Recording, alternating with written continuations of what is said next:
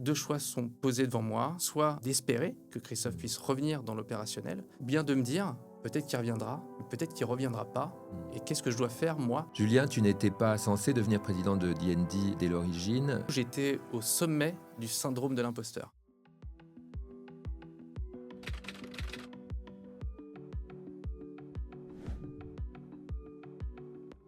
Bonjour à toutes et à tous et bienvenue dans ce deuxième épisode du podcast Dans la tête des dirigeants. Je suis Antoine Bossan, dirigeant et coach de dirigeants chez Visconti Partners. J'accompagne des leaders au parcours particulièrement inspirant et varié. Chacun dirige à sa manière, avec ses valeurs, ses moteurs et ses stratégies. Mon rôle de coach, c'est d'écouter, questionner et d'aider les dirigeants à trouver leurs propres réponses pour leur entreprise et pour eux-mêmes. Avec ce podcast, je vous invite à rentrer avec moi dans la tête des dirigeants. Pour ce deuxième épisode, j'ai le plaisir d'accueillir Julien Didier, président et fondateur de l'agence digitale D&D. Bonjour Julien. Bonjour Antoine. Julien, est-ce que tu peux te présenter et présenter ton entreprise en quelques mots ? Moi je suis Julien Didier, président et cofondateur de D&D. J'ai 43 ans, marié depuis un certain nombre d'années. Je suis avec ma femme depuis mes 19 ans et je suis l'heureux papa de deux grandes filles de 14 et 17 ans. Et qu'est-ce que vous faites chez D&D ? Eh bien écoute Antoine, on est une agence de conseil et de delivery.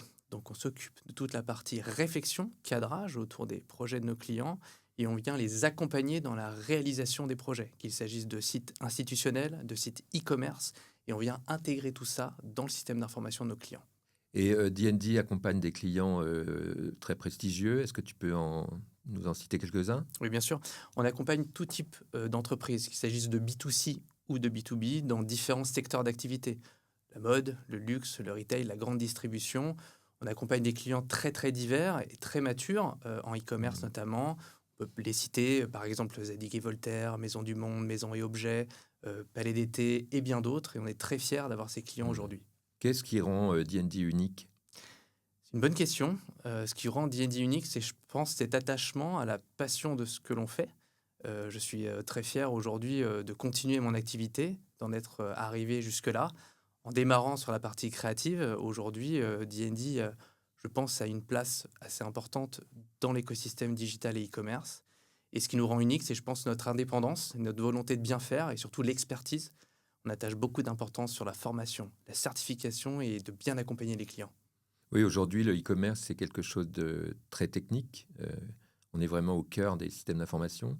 Écoute, on en fait depuis près de 20 ans. Donc oui, effectivement, c'est devenu très, très technique aujourd'hui parce que les enjeux sont très, très forts en e-commerce. Généralement, une entreprise qui fait du e-commerce, ça peut représenter 10% de son CA. Donc t'imagines toute la complexité que ça peut représenter et la nécessité de bien les accompagner. Donc oui, ça s'est énormément complexifié au fil des années. C'est une agence parisienne, nationale. Oui, tout à fait. L'agence donc a 20 ans, je l'ai cofondée. Nous sommes 90 collaborateurs aujourd'hui. Nous sommes historiquement basés à Paris.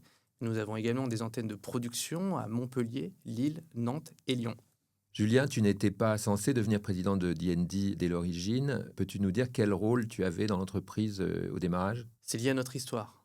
Pour ma part, moi, j'ai fait une maîtrise d'art graphique au sein d'une école d'art pour devenir directeur artistique dans une agence qui s'appelle Carré Noir. J'ai travaillé là-bas quelque temps. Mon frère, de son côté, était développeur autodidacte et il est devenu responsable informatique au fil du temps. Et au bout de quelques années, on a décidé de s'associer tous les deux pour créer D&D, qui n'est ni plus ni moins que Didier et Didier. On souhaitait exercer à deux, tout simplement pour pouvoir produire des plateformes digitales de qualité. Moi, sur la partie expérientielle, image, et lui, sur la partie technique. Et donc, effectivement, au début de D&D, j'ai eu le rôle de directeur de création. Et j'ai assuré également le rôle de responsable marketing de l'agence, puis aussi la partie administrative, qui fait partie de la vie de l'entreprise. De son côté, mon frère, lui, était donc responsable de la technique, de l'expertise technique de l'agence, et puis s'occupait aussi de la partie commerciale.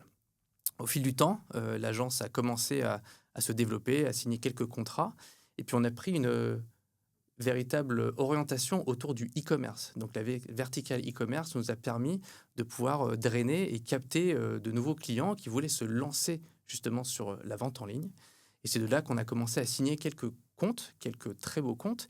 Et notre positionnement autour de la qualité, de l'expertise, de l'expérience a permis plus ou moins de pouvoir capter de nouveaux clients, de belles opportunités. Et ça a lancé finalement D&D sur le développement de son activité. Et au fil du temps, les choses se sont faites, le temps a passé, on a commencé à recruter, on ne voulait pas recruter plus de 10 collaborateurs, puis on a passé le cap des 10 collaborateurs, puis le cap des 20 collaborateurs, on est arrivé jusqu'à 30 collaborateurs. Et donc, au bout de 12 ans, pour nous, c'était déjà un bel achievement, et on est très fiers du parcours déjà réalisé. Malheureusement, un événement personnel et familial s'est passé puisque mon frère est tombé malade. Maladie très compliquée qui l'a plus ou moins sorti de l'opérationnel et m'a obligé à devoir prendre ça en considération. Concrètement, 2 choix sont posés devant moi, 2 options. La première étant soit d'espérer que Christophe puisse revenir dans l'opérationnel. Ma volonté était en effet de garder sa place, garder sa fonction et de ne pas y toucher, ou bien de me dire peut-être qu'il reviendra, mais peut-être qu'il ne reviendra pas. Et qu'est-ce que je dois faire, moi, pour préserver l'avenir de mon entreprise?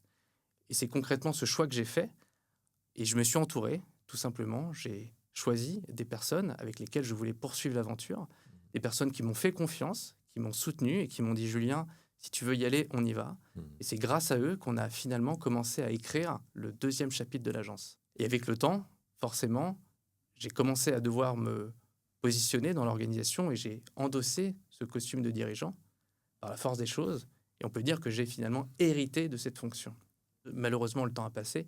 En 2019, mon frère est décédé et ça a confirmé qu'il était nécessaire et surtout indispensable qu'on arrive à bâtir une nouvelle histoire pour D&D. Donc oui, aujourd'hui, je suis président par accident, mais très fier d'exercer ces fonctions et de pouvoir continuer l'aventure. Je garde un souvenir très précis du jour où tu es arrivé, on s'est rencontrés chez Visconti, et où tu m'as dit une phrase qui m'avait beaucoup marqué, tu t'en souviens? Je suis le principal frein de mon entreprise. De mon entreprise. Exactement. En fait, tout s'explique par le fait qu'après le décès de mon frère, qui a été extrêmement éprouvant, à titre personnel et professionnel évidemment, je pense la pire expérience de ma vie, j'ai dû rebondir. Puis s'en est suivi le Covid, qui a été forcément très impactant pour les entreprises. Puis l'année 2022, qui a été aussi très difficile, où toutes les entreprises ont dû se transformer, évoluer et rebondir par rapport à tout ce qui s'était passé. On ne savait pas forcément comment les choses allaient évoluer. Et donc, je suis arrivé sur les rotules. Et quand je suis venu te voir, je me suis posé énormément de questions et je me suis dit, quelle action je peux faire pour pouvoir poursuivre l'activité? Et c'est là que je me suis dit, honnêtement, Antoine, moi, je suis fatigué. J'ai beaucoup d'attentes derrière moi. Et je pense qu'il est peut-être venu le moment de passer la main à quelqu'un d'autre. Est-ce que c'était revendre la société, placer quelqu'un de meilleur que moi? Et j'étais persuadé à l'époque qu'il y avait bien meilleur que moi pour diriger l'entreprise. Et puis en échangeant ensemble, tu as finalement révélé en moi cette capacité à pouvoir maintenir le bateau et de pouvoir poursuivre l'activité. Et donc oui, effectivement, c'est un moment qui est très important pour moi et je m'en souviens parfaitement puisque ce moment-là était une période de doute incroyable. Oui, je me rappelle de cette question. Finalement, pour toi, Julien, c'est quoi un leader? Et on avait réfléchi sur les 3 composantes du leader qui sont éclairer, donner du sens, éliminer les freins et engager les équipes. Et en fait, on s'est rendu compte très vite ensemble que tu cochais déjà à peu près toutes ces 3 cases. Je m'en suis rendu compte grâce à toi. Concrètement, pour moi, c'était totalement abstrait, ce que tu évoquais. Et je me suis dit, mais je ne suis pas du tout à la hauteur de l'exercice. Et puis finalement, c'est en travaillant tous les deux, en travaillant sans forcément chercher à tout prix à endosser et à accepter cette fonction, que petit à petit, les choses se sont faites totalement naturellement. Et c'est là que je trouve que l'exercice est vraiment gratifiant et nous permet aujourd'hui d'être beaucoup plus serein dans la poursuite de l'activité. Qu'est-ce qui te passionne aujourd'hui dans ce rôle de dirigeant? Ce qui me passionne, je pense que c'est d'être au contact de l'équipe, au contact tous les jours. C'est pour ça que j'attache beaucoup d'importance à être présent sur site systématiquement pour ressentir l'évolution, leur manière d'accompagner les clients et surtout le discours qu'ils arrivent à tenir face à des clients. Ils présentent aussi bien l'agence que moi, voire mieux que moi. Ils endossent totalement la vision, l'ADN de l'agence et ça me rend extrêmement fier. Quand je les entends pitcher, j'ai des frissons et je trouve ça absolument génial. Donc voilà, aujourd'hui, c'est ça qui me passionne, c'est de les voir évoluer, de voir D&D grandir et surtout de voir des clients de renom satisfaits par ce qu'on produit pour eux au quotidien. Quel est ton rêve pour D&D aujourd'hui? Mon rêve pour D&D, c'est de maintenir notre indépendance. Et ça, c'est un point qui est important pour moi. Aujourd'hui, les seuls actionnaires de D&D sont dans l'opérationnel et c'est quelque chose qui est important pour moi. Mon objectif, c'est de croître, Aujourd'hui, c'est quelque chose qui est clair, net et précis. On veut passer un certain nombre de caps, un certain nombre de collaborateurs, pouvoir livrer de nouveaux clients, de pouvoir adresser de plus grands comptes. Et donc, l'objectif, c'est d'étendre encore nos compétences, étendre notre présence géographique et aussi, pourquoi pas, s'essayer à de la croissance externe en s'associant avec des sociétés stratégiques qui nous permettront, j'en suis sûr, demain, de pouvoir réaliser de très, très beaux projets. Et alors, pour réussir cette vision, quels sont les principaux enjeux managériaux ou business que tu rencontres en tant que président? Les enjeux, il y en a plein. Je pense qu'évidemment, il y a une nécessité de encore plus se structurer, d'améliorer nos process, notre organisation. Mais je pense que l'enjeu principal, c'est d'arriver à faire de la croissance, se développer, grandir, intégrer de nouvelles structures dans notre organisation, mais pas au détriment de nos valeurs et de la santé de nos collaborateurs. Clairement, faire de la croissance, faire du chiffre d'affaires, aucun problème. On est dans le digital, il y a des projets partout. Il y a plein d'entreprises qui peuvent signer de nouveaux projets, on peut signer plein de nouveaux projets. Mais le faire au détriment de collaborateurs, au détriment de la qualité, ça c'est quelque chose qui est très très difficile et je pense que peu d'entreprises y arrivent aujourd'hui. Et donc ça, c'est clairement mon objectif. Tu parlais des valeurs, c'est quoi l'ADN de D&D? L'ADN de D&D, l'esprit d'équipe, paraît évident, l'expertise et surtout la volonté de pouvoir bien faire, de bien servir nos clients. Si tu regardes les 2 ou 3 dernières années, qu'est-ce qui a évolué dans ta pratique de dirigeant? Alors, quand je suis arrivé en 2022 dans ton bureau, je pense que c'était pas forcément un moment facile, un moment d'introspection très très fort pour moi, de remise en question, manque de confiance en moi. Et pour le coup, j'étais au sommet du syndrome de l'imposteur. Concrètement, je me suis dit, après ces quelques années de transformation suite au départ de mon frère, je me suis dit, la fonction, tu la mérites pas, tu l'as héritée par la force des choses. Et concrètement, t'es pas au niveau, regarde, 2022, c'est pas une bonne année, t'as pas réussi et t'y arriveras pas. Donc ça, clairement, ça, c'était le point de départ. Point d'aujourd'hui, c'est que 2 ans après, on a 2 très belles années pour D&D, plein de projets. Et aujourd'hui, je suis plus motivé que jamais à développer l'agence, développer aussi bien nos compétences, développer les solutions que l'on vient proposer à nos clients. Et je suis extrêmement motivé et impatient, justement, de voir jusqu'où on pourra aller demain. Donc aujourd'hui, clairement, je suis galvanisé par ce rôle de dirigeant qui m'apporte beaucoup et je suis très content de l'endosser aujourd'hui, ce qui n'était absolument pas le cas il y a 2 ans de ça. Comment décrirais-tu le travail du coach de dirigeant? Je pense que le coaching est un outil sur lequel on doit s'appuyer et capitaliser pour évoluer dans son organisation. Concrètement, aujourd'hui, on a tous des outils, des solutions qui nous accompagnent dans notre travail au quotidien. On améliore notre organisation grâce à ces outils. Et typiquement, le coaching est un de ces outils et un des outils du dirigeant capable, demain, de pouvoir s'améliorer, de pouvoir se perfectionner et surtout de pouvoir s'épanouir dans sa responsabilité au sein de l'organisation. Donc pour moi, c'est une manière de pouvoir pleinement exploiter son potentiel et de pouvoir bien le faire et de pouvoir l'apprécier. Le moment du coaching, l'espace du coaching, c'est quelque chose d'unique, non? Quelque chose qui est très important, c'est que justement, on sort totalement de l'opérationnel. On a un moment pour soi, un moment intime, où on partage nos expériences, et le faire avec un dirigeant qui a lui-même vécu ça, en toute transparence, c'est très agréable, et surtout, ça nous rassure, en se disant, bah, tiens, demain, on pourra aussi, nous, être aussi à l'aise, avoir ce parcours brillant. Et oui, c'est un moment qui est très privilégié, et j'en suis très satisfait au quotidien. Et dans 10 ans, comment tu vois le développement de D&D?